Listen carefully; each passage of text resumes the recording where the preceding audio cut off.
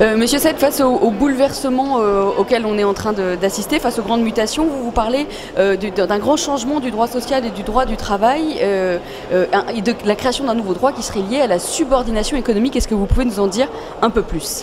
Oui, alors d'abord, parmi les évolutions qu'on perçoit, certaines sont démenties par les chiffres. L'évolution qui est démentie par les chiffres est celle quantitativement d'une numérisation croissante de l'économie, c'est-à-dire d'une baisse de la part de l'emploi salarié au profit, au bénéfice de l'emploi non salarié, l'emploi d'indépendants qui bénéficierait de couverture sociale dégradée par rapport aux salariés. Ça, c'est démenti par les chiffres. Parmi les 35 pays de l'OCDE, 3 seulement connaissent une hausse de la part de l'emploi non salarié, de l'emploi indépendant. La France, depuis la création du statut d'auto-entrepreneur, le Royaume-Uni et les Pays-Bas pour des raisons fiscales. Alors ça ne veut pas dire qu'il ne faut rien faire. Pourquoi? Parce qu'on observe à l'intérieur du travail indépendant des mutations. Et ces mutations, c'est quoi? Eh bien, c'est une espèce de bipolarisation de l'emploi indépendant, avec d'un côté des prestataires de services ultra qualifiés, ultra formés, ultra diplômés, dont la vie professionnelle s'interpénètre avec la vie familiale, qui sont des gros utilisateurs des outils de mobilité et dont le mode de vie et de travail se rapproche de celui des cadres supérieurs. Ces personnes-là, en général, savent se défendre.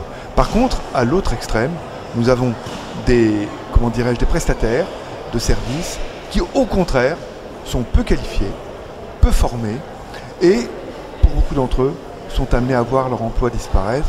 Pourquoi? Bien parce que, par exemple, dans le transport, le conducteur d'Uber verra son emploi être mangé, en quelque sorte, par l'émergence de la voiture autonome.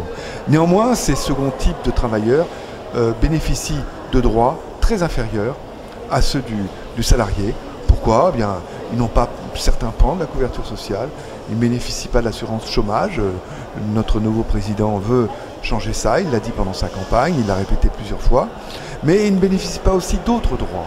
Par exemple, un conducteur d'Uber, s'il est déconnecté, il n'a aucune voie de recours. Alors que le salarié, bien sûr, s'il est licencié, peut faire une saisine des prud'hommes et contester son licenciement et l'existence de causes réelles et sérieuses à son licenciement. Et ce que nous proposons avec Jacques Barthélémy, c'est de passer d'un droit qui soit associé, un droit du travail qui soit associé à la subordination juridique, l'existence d'un contrat de travail, un statut de salarié, à un droit qui couvrirait l'ensemble des travailleurs, c'est-à-dire qui serait associé à des situations de subordination économique, qu'elles soient juridiquement actées par un contrat de travail ou non.